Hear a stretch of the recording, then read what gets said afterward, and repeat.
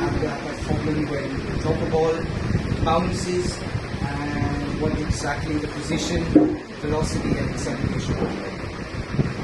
And when it bounces, it dampens. What exactly dampens?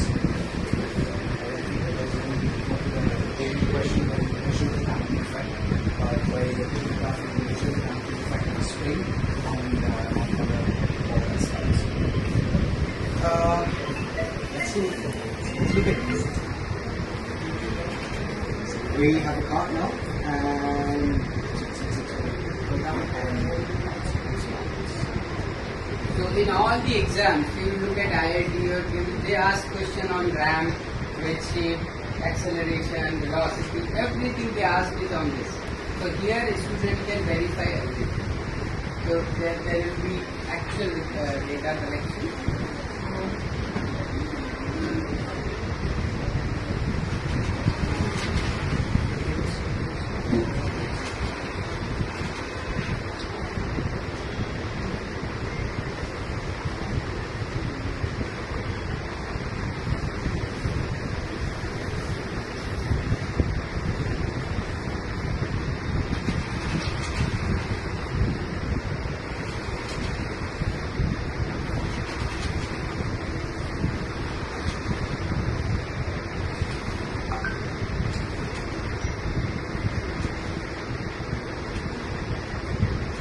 That's your position, that's your velocity, that's your acceleration.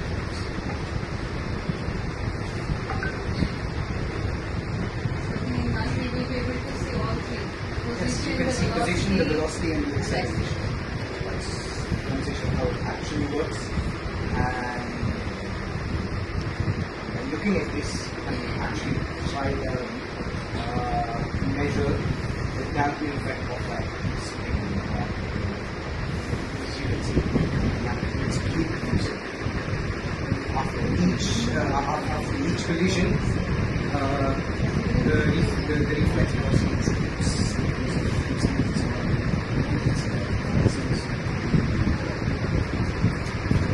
So you can actually measure the position of this, any position you can actually measure here and check it there. How far it is, with time, how this is. So there is a concept that position and time, you all know that displacement is S is equal to ut plus half at square. This is Newton's first. You can see that it is showing a parabola. Position with time is a shape is a parabola. You can actually verify the Newton's first equation. He says S equal to ut plus half at square. So it is on x-axis, it is time, or on y-axis it is x. So you can actually see the law happening here. Second one is Newton's second law is it is a uniform motion. Means the acceleration is constant. You can verify that the acceleration is constant during the motion. You can see the third graph. Acceleration is constant. So every concept which we have to imagine out here, we can actually verify. You can see that here. This motion, do you see this is a parabola? So it is S equal to half it is. So you can verify that this is x, this is time, and this is x. So x is the position. So you can see that the graph is a parabola. That is the first equation, Newton's first equation of motion, which you can see. You can measure the time at any time. You can measure the velocity. Look at this. This is the position and this is the time.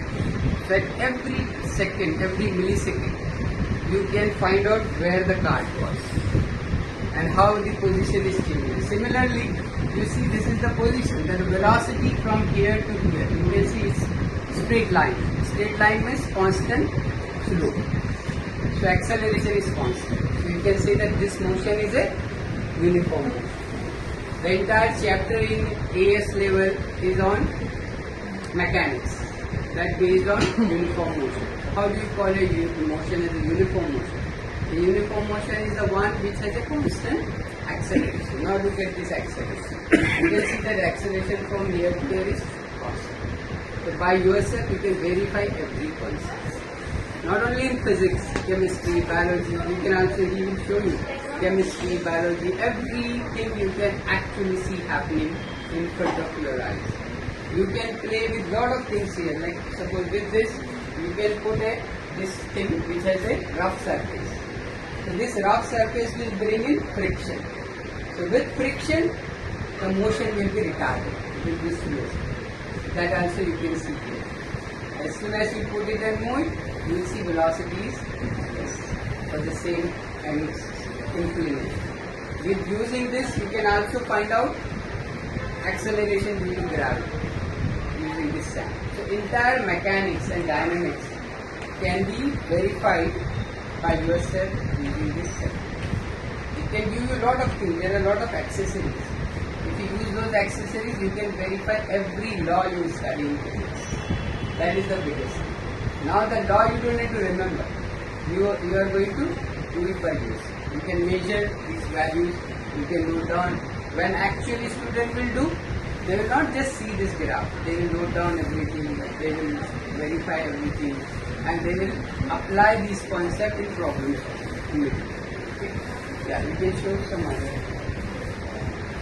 I mean, magnetic field. We just imagine what is magnetic field, but here we can actually measure magnetic. There are even color, like suppose you see some torch. What color is this field? The student can actually measure what color, what is their intensity, what is their wavelength. Everything you can actually do, and now we're actually alright. So everyone over here, a question. You have water. How do you increase its conductivity? What happens when you add salt in it?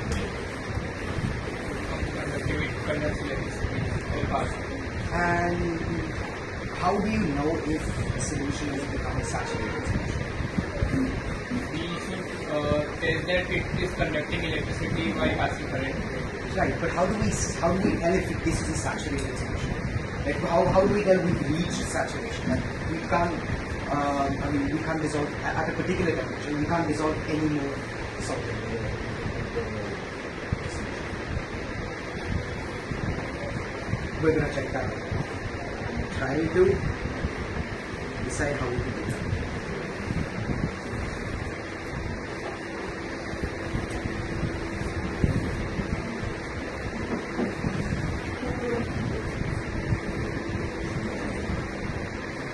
so if you add a salt into the water, what do you expect the conductivity should increase or decrease? How should it increase? You can see live. And if you keep on adding salt, conductivity should increase, right? At one point it should get saturated. So that you can actually verify. And you can see what happens when the solution gets saturated. Okay. So here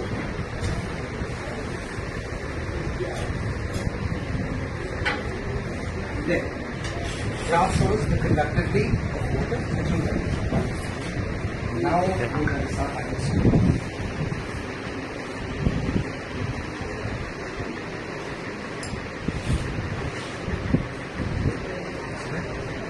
Sudden spike.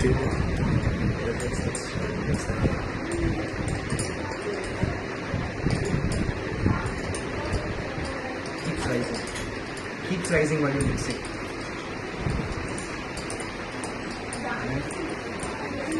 It starts leveling off. The slope starts decreasing, meaning the amount of salt we just added has been completely dissolved. And now we have another bunch of salt in this. Shoot some again. Dissolve this.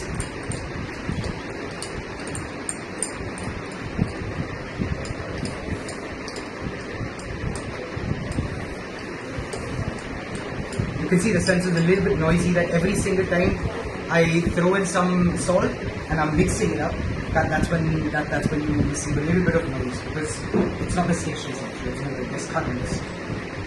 Again, flags. This will become quiet because there's no more salt that's actually active in the salt. So what can we tell? So at one point of time, when you can't possibly dissolve any more salt, what's going to happen to the ground? going to happen to the conductivity?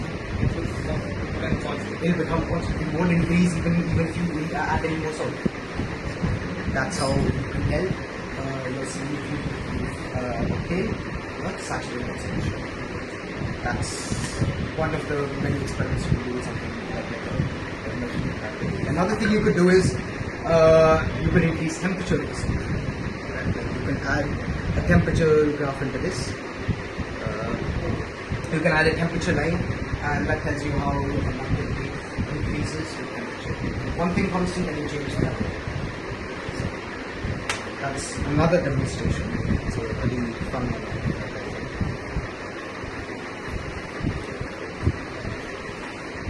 And let's see, what else can we do?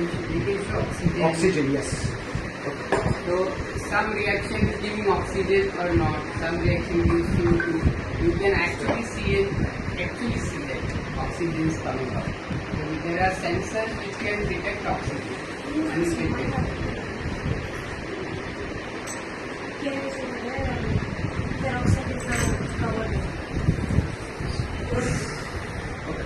So what's a simple experiment to use oxygen?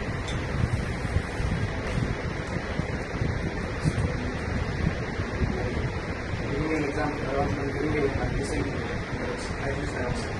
How am I going to produce oxygen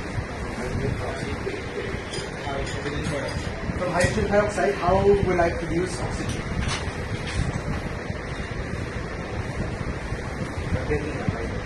Dissociation reaction. And what do I use to break it up? And the catalyst we will use today is potassium iodide. So, does anybody know what potassium reaction is? Hydrogen peroxide and iodic catalyst. What exactly is the dissociation reaction? It dissociates the oxygen bonded with the water molecule. Right, so what is it? So what are the products? Water and Water and oxygen. And now we're going to verify if you verify oxygen comes up.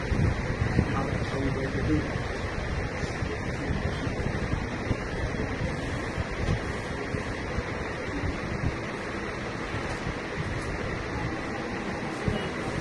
So we are going to.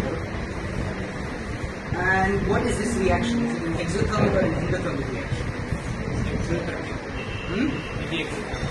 Really exothermic.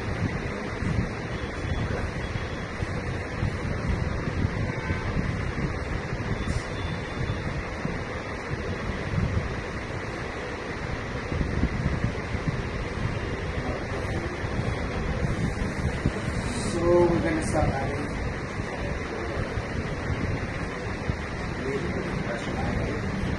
And we're going to use the oxygen sensor.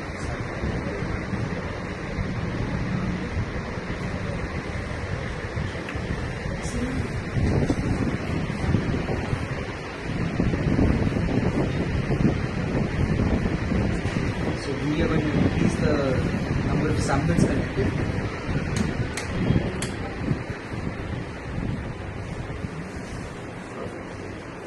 So we're going to start collecting. Okay, there we go. We have percentage of oxygen. Okay, that's your temperature, and that's your percentage of oxygen in the. You can verify it's at 17%. Not very oxygen rich. Wonderful. So let's look at this.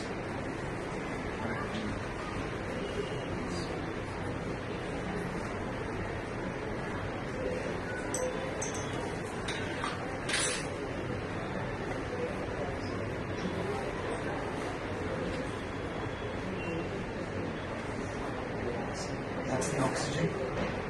It shoots up, and so is the temperature. And so is the temperature. And now that I've pulled it out a bit, it's dropping a bit. And so is the temperature. So in chemistry, you have a lot of reaction where you have to identify whether oxygen is coming out, CO2 is coming out. And we can do the same Every thing. reaction you can do. We can even decide. So we can prove that there is gas being produced. For that we use gas pressure sensor. We can use a gas pressure sensor. Say for example, we do this in a closed container. Okay, we pop it up And also measure the pressure of the gas. exactly. Coming So out. you can the volume of the gas tube, so you can measure exactly how much gas you produce from your reaction. You can measure the reagents and you can actually tell how much it is. You can verify your balanced equations. You can actually verify. So there is that, and another cool one is light. So there is a light sensor. Even if in chemistry you can use it. Like what all colors are coming out of the reaction and all. You can measure those colors, their intensity, what wavelength is coming out. There is a color sensor which gives you all colors. It will tell you how much UV is content, and you can show you one demonstration. In your mobile light, how many We can simply verify if the blue light filters work on your phone. When the night mode is on. What does it actually do? We would be able to do that if this was charged. Not charged. Can't do that, unfortunately.